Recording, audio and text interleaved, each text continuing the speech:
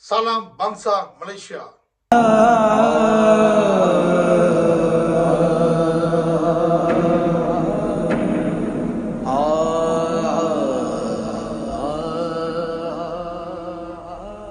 Bangsa Melayu Celup masih memilih parti perompak pengkhianat negara di pilihan raya Melaka. Apa yang kepunyaan kamu, bahasa Melayu, agama kamu, bahasa Jawi kamu, semuanya dicuri dari orang lain. Contohnya, perkataan bahasa Melayu dicuri dari bahasa English. Agama kamu, kamu tumpang daripada Arab Saudi. Perkataan Jawi kamu, tiru daripada bahasa Arab. Apakah yang kepunyaan kamu, Melayu Celup Malaysia? Pada zaman British menjajah, cuma kuil dan sekolah Tamil yang wujud di Malaysia. Tetapi masa sekarang, Melayu-Melayu Celup, menteri-menteri Celup nak hapuskan semua sekolah Tamil dan wujudkan semua sekolah Celup Melayu. Apa gunanya anak kami belajar bahasa Jawi yang direka, dipinjam, dicuri dari bahasa Arab? Jawapannya senang.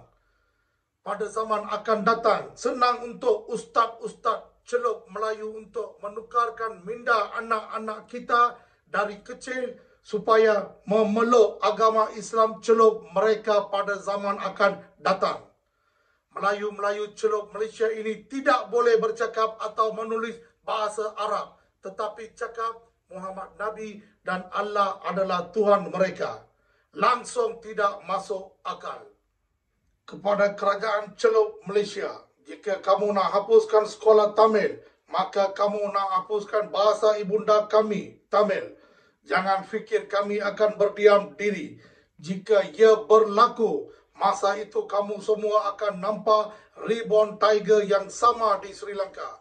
Dan saya juga amat berterima kasih kepada peguam-peguam ini kerana berani menentang kezaliman dan diskriminasi oleh kerajaan kini. Syabas kepada peguam-peguam ini. Dan kami juga mahu lagi banyak peguam-peguam volunteer bersatu sama mereka dan lawan, tetap lawan.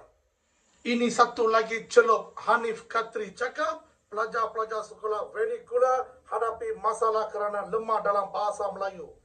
Saya ini darjah 1 sampai darjah 6 SRJK Tamil Loba dan peralihan tingkatan 1, tingkatan 2 sekolah Melayu dan tamat tingkatan 2.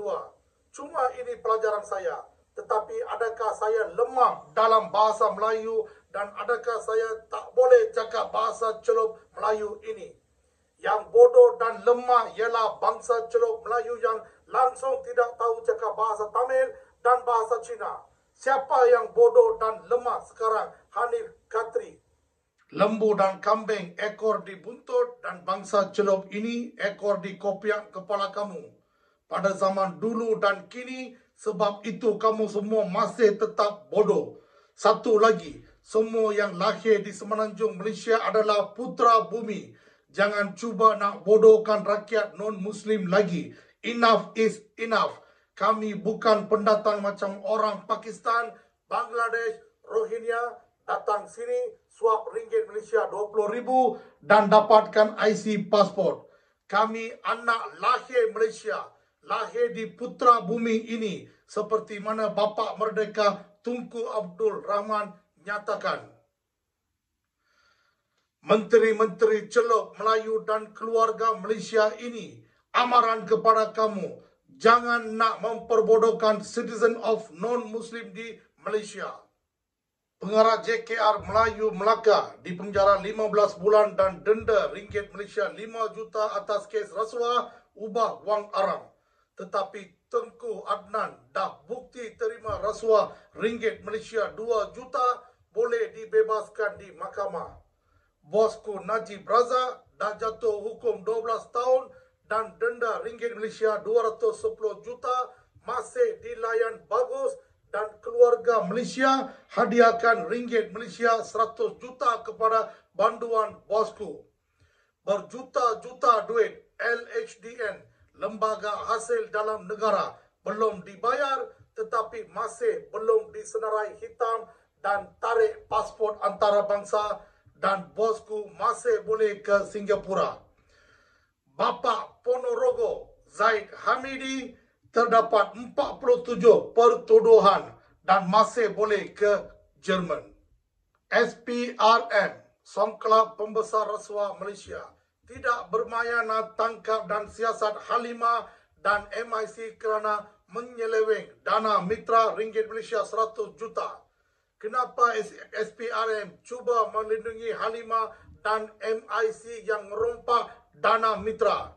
Ingat kamu, MIC, Malaysian Indian Corruption, bukan lagi parti untuk kaum India di Malaysia.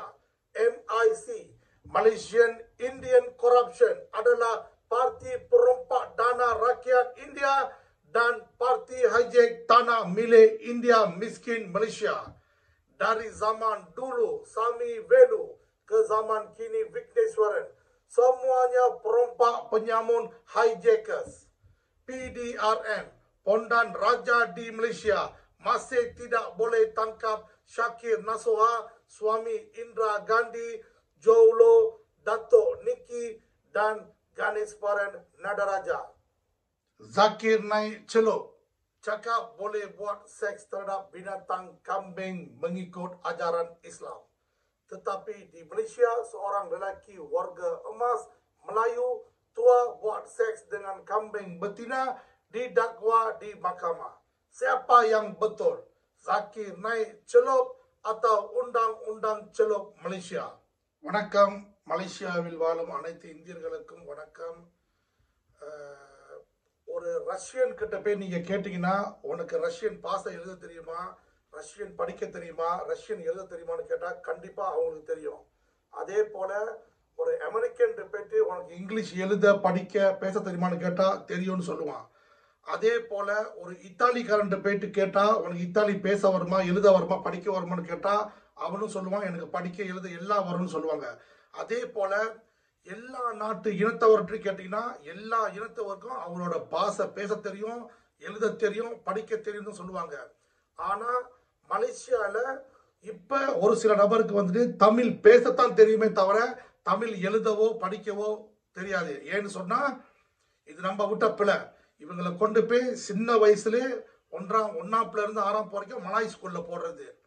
Malay ஸ்கூல்ல போடுறதுனால நம்ம தமிழ் பிள்ளைங்க தமிழ் எழுதுறதையும் தமிழ் வாசிக்கிறதையும் அந்த ஆப்பர்ச்சுனிட்டி இல்லாம போயிருது. இதே நீங்க தமிழ் பள்ளியில போட்டீங்கன்னா தமிழ் பேச கத்துக்குவாங்க, சரளமா தமிழ் எழுத கத்துக்குவாங்க, தமிழ் படிக்கவும் கத்துக்குவாங்க, பிளஸ் மலாய் மொழியும் பேச கத்துக்குவாங்க.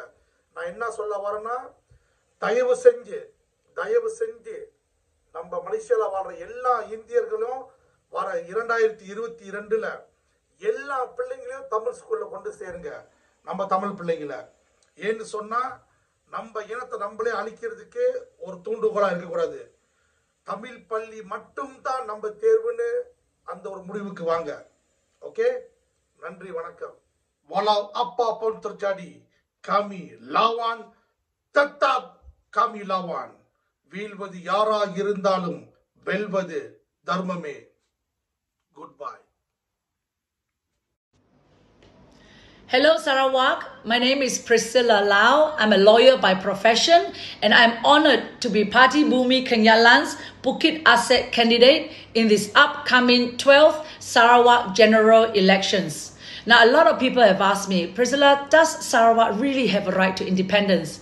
You know what? The answer is such an overwhelming yes, because the international law provides that where a country has never been independent, she has the intrinsic international right to independence. Now, let's take a look at Kosovo. Kosovo in the year 2008.